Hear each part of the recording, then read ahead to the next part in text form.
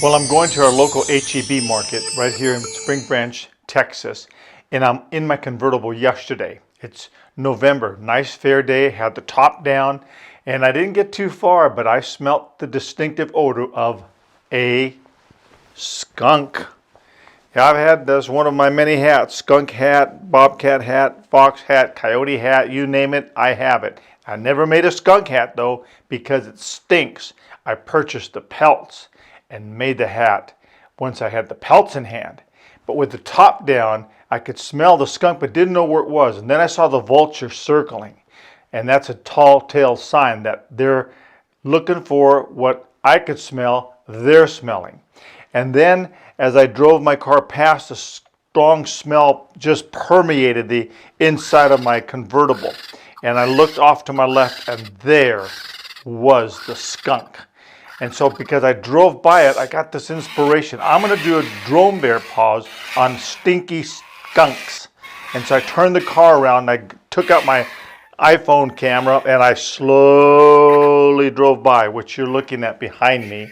And I stopped right where the skunk was, and the vultures were eating it.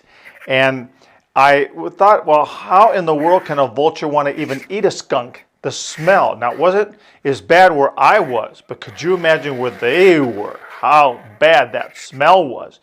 And so I went home and I said to myself, I got to look this up. I'm sure that somehow vultures don't have a sniffer that works. It must be like the owl. The owl will swoop down, and the owl will eat a skunk because owls don't have sniffers.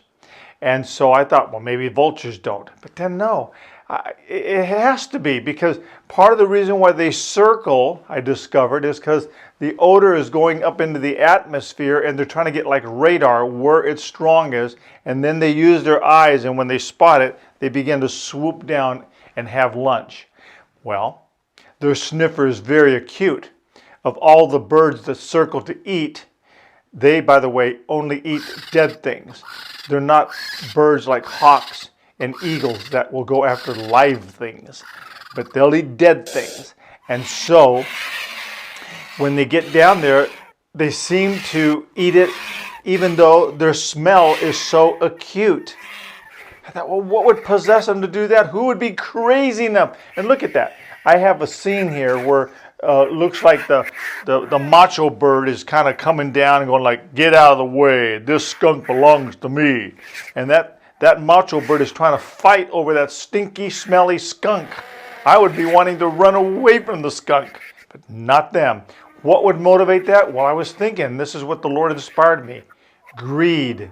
Greed motivates them. They've got to have that meat, and they want it for themselves, and they'll even fight over who gets the choicest piece as they're picking it with their beak.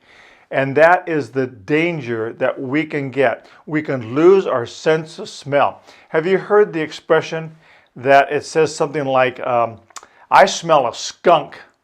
And that expression means that something's quite, up in the air about it. This is not right. Something's not right about it. You smell a skunk. And that's the danger. We can lose our sense of spiritual smell and not smell a skunk. And because we're greedy, we want it so bad, we can get taken, or the expression, taken for the ride, because we didn't smell a skunk, or we didn't realize there was something fishy about the deal. It was too good to be true. Well, I'm going to take you in Mr. Little Bear's neighborhood, and I want to go back to where that skunk was yesterday and see if it smells as bad and if the birds devoured it. Let's go in my convertible and I'll show you. The smell isn't bad now because it's been picked over, all the flesh is gone pretty much, as skin is left, and the smell is dissipated. So I can actually be this close to a dead skunk carcass. Now the American Indians and the trappers and people who use pelts, they would kill the skunk and sometimes not even flesh it out.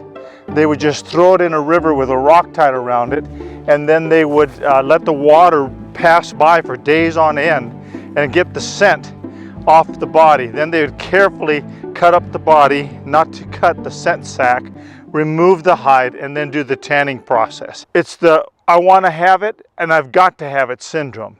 And I'll do anything I can to get it. And then when that happens, the other expression, we lose all sense of judgment. So the way we get all that back is first confess to the Lord that you're feeling you have a sense of greed. Not just normal greed. Now, listen, I think all of us have some greed. I like pumpkin pies, for example. So if Marilyn makes a fresh pumpkin pie and we're having a Bible study at the house or a prayer meeting, my first inclination is to hide it and not let anybody have it because it's my pie. I got to have it and I want it all for myself. So I have to die to flesh and say, you know what, I'm going to share the pie. And I tell Marilyn, cut a piece and set it aside for me. And greed takes over. So ask the Lord, I have a problem, Lord. I will lose my sense of judgment unless you illuminate me. And I confess that I'm not a good person to bounce this off of myself. And I go to you acknowledging my weakness with greed, and I ask you to fill my understanding with wisdom. So I pulled up the car. Get the mail. Well, I usually just do it from the inside, but I had to set my camera up because you're not going to believe what I'm about to tell you. We're talking about greed, and remember, you got to have. So when I got this junk mail, everything here is junk mail. The one here from Bath and Body Works, I turned it over in the car, and look what it says. 8 must-have products. Just what we've been talking about. I've got to have them. What are they appealing to? See, you're getting wise. They're appealing to greed. You've got to have it, or you're not going to smell right and look good. So we've got to guard our heart by the ways of this world, because this world is not centered in the things of God. It's centered on greed and the things that we feel that we've got to have. I leave you with this word to pause and ponder.